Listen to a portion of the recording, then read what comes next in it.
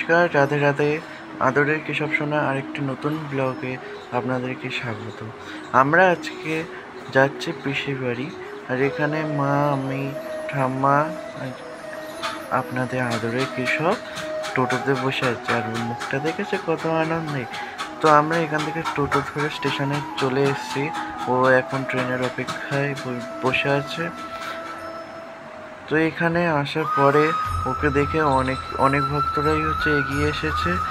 আমি একটা ছোট্ট ক্লিপ দেখালাম। তো আমরা এখানে ট্রেনে উঠে গেছি। এখানেও ট্রেনে অনেক ওর ভক্তের সঙ্গে আলাপ হয়েছে, ওরও আলাপ হয়ে নিশ্চয়ই খুবই ভালো লেগেছে। ট্রেন থেকে নেবে আমরা পিসির বাড়ি যাওয়ার জন্য যে গাড়িটা ধরতে হয় সেই ট্রেকারে উঠে গেছি, এবং ওর পুরো প্রকৃতি, আকাশ, রাস্তা, আমরা তো বাড়ি থাকলে তেমন তো বাইরে বেরোই না, তো ও এখানে দেখে নিশ্চয়ই খুব আনন্দ পাচ্ছে। তারপর সিট খালি হলে ওকে একাই বসিয়ে দিয়েছি। আর ওর যে পিঠে যে ব্যাগটা আছে ওখানে ওর সব জামা কাপড় ওর নিজের আছে।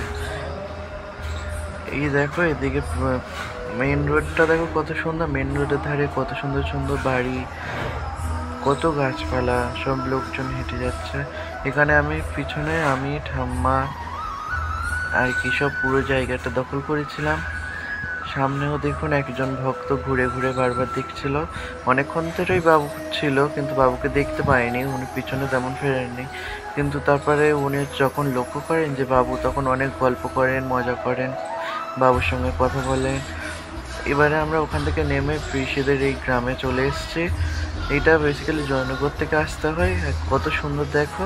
আর এখানে আমরা চলে এসেছি। আর ও আসার সঙ্গে সঙ্গে পিসিরা ওকে বিস্কুট, সন্দেশ খেতে দিয়েছে। আর এটা সন্ধ্যার খাওয়া দাওয়া। ও পুরো 200 দই পুরো একা খেয়ে নেবে, ওর হাতে চামচ নিয়েছে, দেখেছো তো। আর আবার সেই মন খারাপের সময়, আমার তো কলেজের ছুটি ছিল না, তার জন্য তো চলে আসতে হলো। ওরও মনটা নিশ্চয়ই খুব খারাপ যাওয়ার সময়। তোমরা মুখটা লক্ষ্য করবে, আসার সময় মুখটা লক্ষ্য করো। এটা আমাদের বাড়ির টোটো আসার সময় মনটা ভালো ছিল না।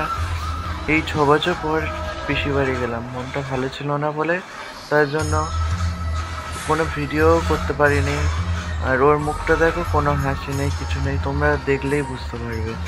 আজকের ভিডিওটা এখানেই শেষ করলাম। আপনারা আমাদের পাশে থাকবেন। ধন্যবাদ।